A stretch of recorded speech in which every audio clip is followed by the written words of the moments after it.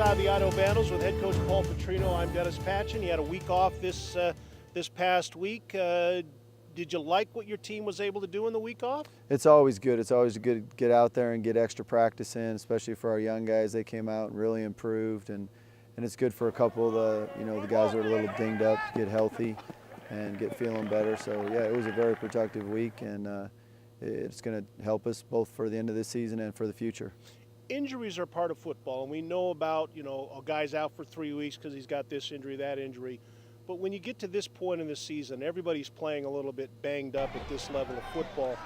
How much does a week off do a guy who's just in that dinged up mode or banged up mode? Yeah, it helps them. I think some guys are out for the season or they're out for a long time. It doesn't, obviously do anything there. But some of the guys that are just, playing with a maybe a broken hand that they can play with, but it heals up a little bit better, or playing with a little, sprained ankle. Those are the guys that it really helps.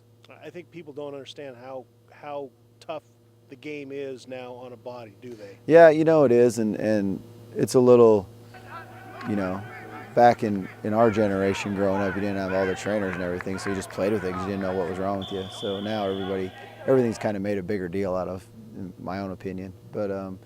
But it's always good to get a little time off for some of those guys. And football's a contact sport. You're going to get guys banged up. And right now on the offensive line, if you went from our last scrimmage of spring ball to right now, there's one guy that started in the last scrimmage that's still playing, and that's Mike Marlborough. And he's played with a lot of. He's tough. He's played with stuff that's been banged up. The rest of them are guys that weren't starters at that time. But probably the best the O-line played all year was last game. So it's good. It's going to make a lot of competition in the spring, a lot of depth, a lot of guys that have, there's 9 guys that have played in the games for us this year that'll be in spring ball, so that'll be a good thing. Well, and to me, that's what a coach needs is competition, because if a guy knows he's the only guy that's going to play at his spot, sometimes he doesn't have the great motivation.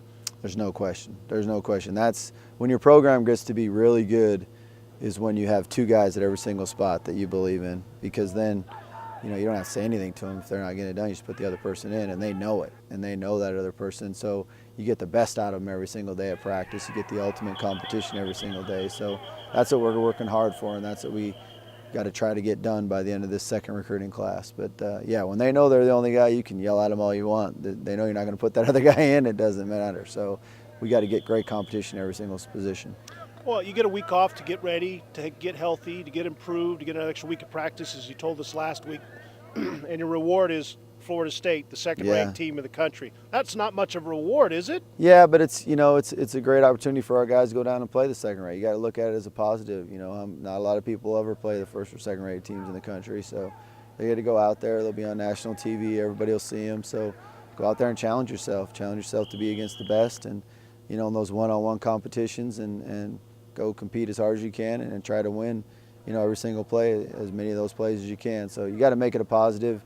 You got to take it with a positive attitude and go down there and give the best effort you can. Now, Vandal fans maybe have seen Florida State play on TV here or there, but you've taken a look at them on tape. How good are they? They're real good. I coached in the SEC, I coached in the Big Ten and the NFL, and they're as good as they get. They got a bunch of players that will play on Sunday, and that's really what it's.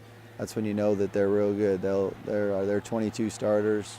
There's probably 18 of them that'll play on Sundays. So and that quarterback will go very high in the draft whenever he decides to come out, when he can.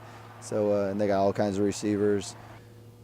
Probably all 11 players on defense. So they're a very talented team. They've done a great job there, and it'll be a heck of a opportunity for our guys to go play against the very best. You and I were talking before we started the show about how good Jameson Winston is, their quarterback. You said you liked him in high school. You saw him in high school. What'd you like about him then that's made him what he is now?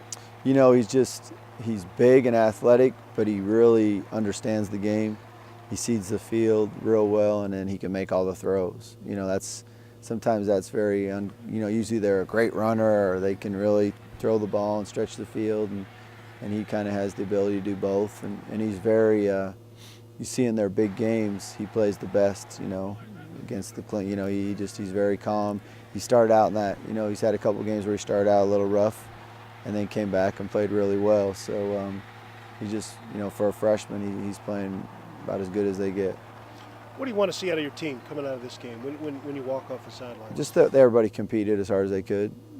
Just gave great effort on every single play and didn't and fought to the very end and played with courage. And don't turn down a hit. Play with great courage. Play as tough as you can, and go out there and take it as a challenge. But take it with a smile on your face and embrace the great competition and do your best. We hear coaches say, I want my guys focusing on the game. When you go somewhere that many of these kids have never been to before, do you want them to look out the window and see what they're seeing? Do you want them to take in the atmosphere in the stadium in warm-ups? Do you look at any of that stuff? I think the bottom line is once the game starts, it's two teams, out there in the middle of the field competing as hard as they can, and just go out there and fight as hard as you can every play. So one of the players who's had a really good season is Max Ford, and our Alyssa Charleston caught up with him this past week. Out-hit, out-hustle, punish. The 3 words head coach Paul Petrino wants to build the new Idaho football program around. The 3 words that already describe junior defensive end Max Ford. But it runs in his blood. His father, Brian Ford, was a record-setting linebacker for the Washington State Cougars and then had a 4-year career in the NFL with the New Orleans Saints. Max uses his dad's experience to improve his own game. He's definitely been a big influence to me. Like you said, he hasn't had to push me a ton, but I do go to him for advice a lot of times. I know that he has a good football mind because he's been in the game for so long. So he gives me advice on how to do something or what he sees that I could do better. Brian doesn't try to take any credit in why Max has excelled on the field. Max has been successful because he's got a strong work ethic. It's important for him to do well academically, and it's important for him to do well athletically. He tries to overcome and solve, and he just works hard at things. So. Ford already has 4 sacks, several passes broken up, and quarterback hurries on the year, but he's still the last one to talk about his own success. I wouldn't say I'm successful yet. I'm a work in progress. So.